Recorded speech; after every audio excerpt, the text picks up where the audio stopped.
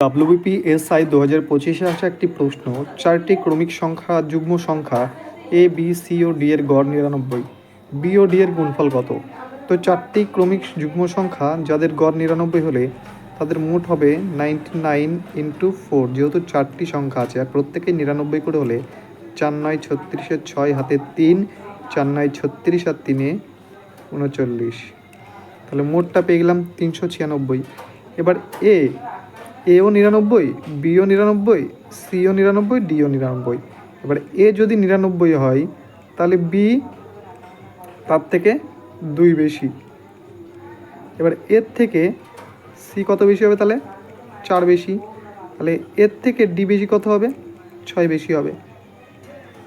এর থেকে বি হবে 2 বেশি, এর থেকে সি হবে আরও 2 বেশি মানে 4 বেশি, আর এর থেকে ডি হবে আরও 2 বেশি মানে 6 বেশি।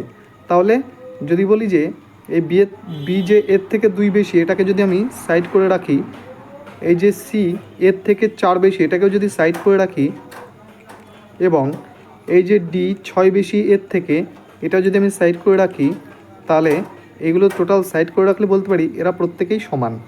তাহলে 6 4 10 আর 2 12, তাহলে এই 12 যদি সাইড করে রাখি তাহলে তারা প্রত্যেকেই সমান।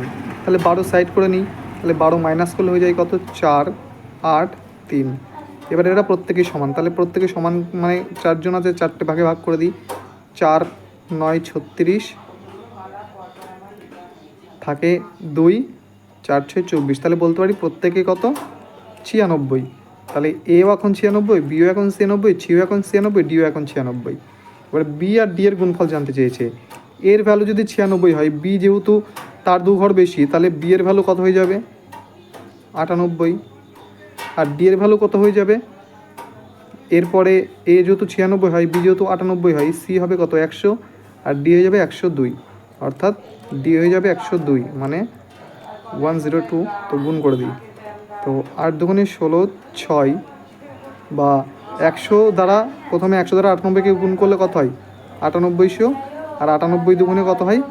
98 দুগুণে 9 দুগুণে 18 8, এই 8 দুগুণে 16 6 হাতে 1, 9 দুগুণে 18 আর 1 19, 196। তো এটা যোগ করলে হয় 6999। তো 9996, অর্থাৎ অপশান সি হয়ে যাবে সঠিক উত্তর। আশা করি বোঝাতে পারলাম।